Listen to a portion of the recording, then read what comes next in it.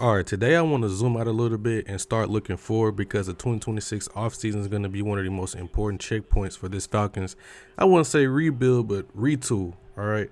Not just because of who might be available, but because of the decisions the front office is going to have to make about their own players. Every team talks about continuity, every team talks about the culture and sustainability, but when contracts come up, when age curves matter, when positional value collides with cap management, that's when you find out what a team actually believes in. This isn't about having good players. It's about deciding which traits matter, which roles are replaceable, and which players fundamentally shape how you play football as a team, because retaining the right guys allows you to be intentional in the draft and free agency. Letting the wrong guys walk forces you into, reactive roster building. And I've said this before.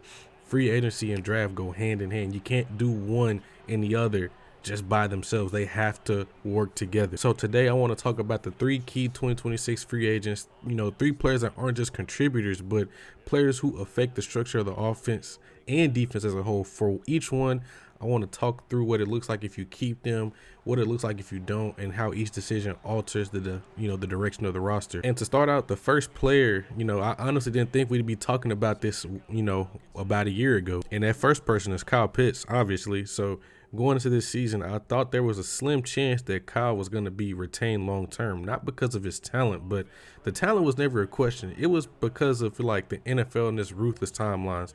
When early production shows and then it just goes away and it doesn't align with the expectations, teams start shifting from patience to asset management. But this season forced a complete reset on that thinking. Okay, Kyle Pitts didn't just bounce back. He reestablished his market. He was a second team All-Pro. Almost had 1,000 yards and 5 touchdowns. 3 came in one game, mind you. And most importantly, the tape finally matched the player we always believed he could be. He was winning vertically, finishing at the catch point, and forcing defenses to account for him structurally. And that's the key part. Defenses were changing coverages because of Kyle Pitts again. Safeties were widening, linebackers were hesitating, and coverages were tilting, okay? His presence dictated how teams played us, okay? And that value goes far beyond the stat line because it will open up things for not just Kyle, but for other guys on the offense, okay? From a contract standpoint, the franchise tag projected around $15 million, I think.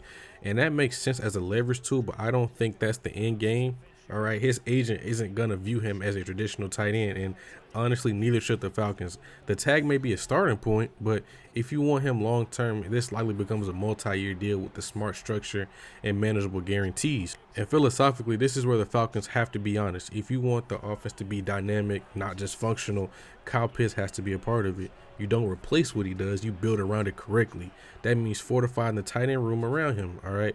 You already have a true blocking tight end in Charlie Warner, which gives you that freedom.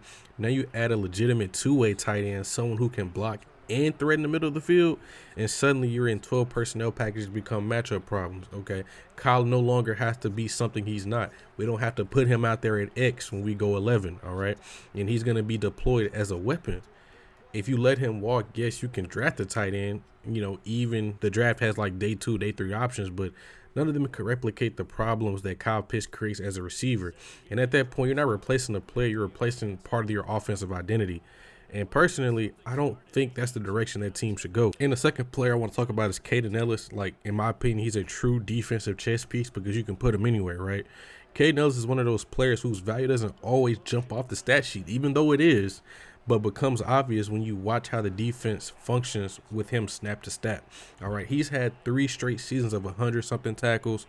He had a little bit of a down year in terms of tackles, right? It went from 150 to 110 or something like that. Oh my gosh, he still had over 100 tackles though, right? His versatility has been foundational. He can rush off the edge. He can sit up there and mug the line. He can peel in the coverage, and he can time his pressures like any of the best blitzing linebackers in the league.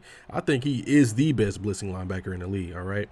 He understands spacing, leverage, disguise, and all critical in the defense that's built on simulated pressure, post-snap movement, and disguising, all right? And I understand, yes, he turns 31 in July. That's the number that everybody focuses on is at his age. He's getting up there in age, but I think age only matters if the production drops off, and it really hasn't. Caden's game isn't built on elite long speed or being this insane athlete. It's built on processing, timing, angles, and intelligence, okay? Those traits always age well, especially when the workload is managed properly. Even if you're not viewing him as a full-time, every down player 2 or 3 years from now, his value on passing downs is still immense, okay? Third down and it's 2-minute drill, it's an obvious pass situation. He forces offense to identify him pre-snap, and when they guess wrong, the defense will win. Okay, we saw some of this year where he's out there on long yardages right there at the line of scrimmage, right, either on the edge or in the B gap. You don't know if he's coming, you don't know if he's dropping into coverage, and all of a sudden you got Kaden Elliss running free on the linebacker, or a line linebacker, but a running back, and he's going to run him over and get a pressure and probably sack the quarterback. So if you retain him, you keep the continuity, the disguise, and flexibility that this defense has, all right?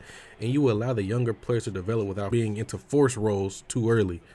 And if you don't retain him, that option, it really becomes more complex in my opinion, okay? And I have 3 options. And I had to come around to the first one because I really just dislike the idea of it. But I think the first option would probably be moving Jalen Walker into that role, okay? Like I said, I've been adamant about keeping him at outside backer for, you know, his ability to rush the passer. He's much better going forward, just like Kaden Elliss is. But I think Kaden Elliss is still a way better guy going backwards, and that's a lot when we're talking about Jalen Walker, okay? Because honestly, he was not good at all when he had to drop into coverage, okay? But for circumstances, this matters, all right? If Kaden leaves, you don't have another linebacker, you know, with that blend of blitzability, coverage, survivability. Now, I will say, like I said, he's been bad in coverage, but it's not like he just can't do it. It was just awful, okay? And nobody else has this flexibility on that roster besides Jalen Walker, okay?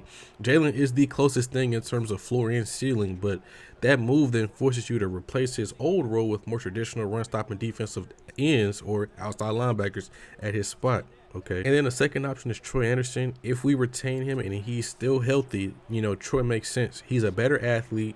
He has the real range. He can survive in coverage, and he has the juice to win as a blitzer. Like, I didn't forget in 2023, yes, that was like 2 or 3 years ago, but he was on the edge in week 1 and he won very well, and we got a sack on that on Bryce Young. So like, I remember that stuff, okay? He can very well be a Kaden Elliss 2.0, all right? He just has to stay healthy, okay? And he's not the same stylistically, but that role transition will definitely work in my opinion. So that's why I think that would be the second option. And the third option is the draft, specifically Anthony Hill Jr. He plays forward extremely well, brings real pressure juice, and he fits that attack from depth linebacker archetype. But now you're talking about draft capital and trade ups and, you know, developmental risk, okay? Because he's projected to go from anywhere from like late first round, mid second, and I think we're picking right there in the middle of the second round. So even if he does get in trade up range, do you go trade up for him, or you just hope he falls to you? And then if not, you got to pivot from there. It's just a lot going on if we don't keep Kaden Elliss. And all of this is avoidable if we just keep him in a smart role conscious deal. And then let's talk about one of the more underrated. I think he's a really important piece out of all 3, and that's Dee Alford, okay? What he did this season is one of the most impressive turnarounds in this entire league. He went from being viewed as one of the worst nickels in football to, at times, arguably our best corner, okay? And that's most important, you know, that's the most important part in my opinion, where this wasn't just a role-specific improvement. He became value everywhere. He played field corner and was good. He played into the boundary. He was good. He played very well in nickel. And then Raheem Morris talked about him as an emergency safety. So he has a role in 4 different spots on this defense, okay? That level of versatility isn't just rare. It's invaluable in a modern defense, okay? From a coverage standpoint, his ball production, it jumped significantly, okay? He had like over 10 plus pass breakups. He had 3 interceptions. Better timing at the catch point, in my opinion. He's like, one thing I did see with him, I think he panicked a lot at the catch point last year, but he was way better at that last year, okay? Or this year, I should say. Better eye discipline for sure. He was far more confident in what he was doing, all right? He wasn't just guessing. He wasn't panicking, like I said. And he was just playing with trust in the scheme, and he trusted himself, all right? And even as a blitzer, y'all, he added another dimension, okay? Remember, he played nickel for most of the season, and he knew how to get there in the backfield. He knew how to time up his pressures well. He had 2 sacks, okay? That's not a lot on counting numbers, but when you talk about a nickel and 2 sacks, that's really good, okay? He knew how to close space quickly. He forced those quarterbacks to account for him pre-snap, because if you watched our defense, y'all, a lot of this was just like smoke and mirrors where these guys are running up to the line every other play trying to see, okay, we finna come, we finna come blitz you, like. So he did that at times, and it forces defenses to, like, change how they were, I said defense, changes offenses how they were, doing their protection plans, because then you have to account for the nickel, you have to account for the occasional corner blitz. Okay, it was a lot going on right there, and that matters when you want to generate pressure without constantly sending extra rushes, because you can do those simulated pressures. We do some simulated pressures, all right, and that requires things like a Jalen Walker, showing blitz at the line of scrimmage and then dropping out, and we sending D. Okay, that type of stuff matters because you can send pressure without rushing 5 or more. All right, but here it is, and I want to get to the mental side of this too, because it's not just about what he did from like a production standpoint.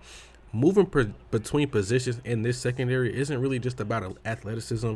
It's about communication, the leverage rules, spacing, and trust. And the fact that D was asked to do all of that, it just tells you how he was viewed internally. Jeff Ulbrich didn't just move him around just because, okay? And he's not going to move a player around unless he really just trusts him. And D earned that trust. Now, if you don't retain him, I don't think this is a one-for-one replacement. I'm not saying he's just this ultra valuable guy, like, oh my God, he's an MVP caliber person. But like I said before, you're going to be losing a player who effectively covered 3 roster spots, a nickel, a boundary, and a field corner, and a safety capable DB for emergency reps. Okay, so you can even argue for it. So that's draft capital and free agent money. That's more risk, a more learning curve, and more snaps for players who may not be ready to take on those type of roles. All right, and retaining Dee Alford is stabilized that entire backing because he can play literally anywhere in that back 7 or back 4 rather. And it preserves, the disguise. It allows you to allocate resources intentionally instead of being reactive. And to me, that's the clearest keep of the all 3. Now, I did leave out Tyler Allgeier because I want him to stay badly, but at this point, the way it's looking, after we got Kevin Stefanski, you look at his splits of how he uses running backs, it's like, he only really features one guy, so that'll be tough to see, Tyler Allgeier go. But I do want him to stay. I think he might end up staying, hopefully. I really do hope so, but if he doesn't, wish him the best, but that'll be a tough one to swallow right there. So when you zoom out, these decisions really aren't isolated. Kyle Pitts affects your offensive ceiling. Kaden Elliss affects your defensive structure in disguise. And Dee Alford, I wouldn't say he affects the entire secondary, but he gives you a lot of versatility in order to be, as good as we were, despite the offense and the special teams being bad. All right. And this is where good teams separate themselves from the average ones, because you retain core contributors and build around them intelligently, or do you constantly reset and hope for replacements to develop fast enough? All right. And let me know in the comments what you think, is the must-keep person and who you be okay with letting walk if the plan makes sense. And if you enjoyed this breakdown, make sure to like, subscribe, and drop what you want in the next video to be, the next tier free agents, draft fits, or schematic changes heading into 2026. But I'll catch y'all in the next video. See you guys in the next video. Goodbye.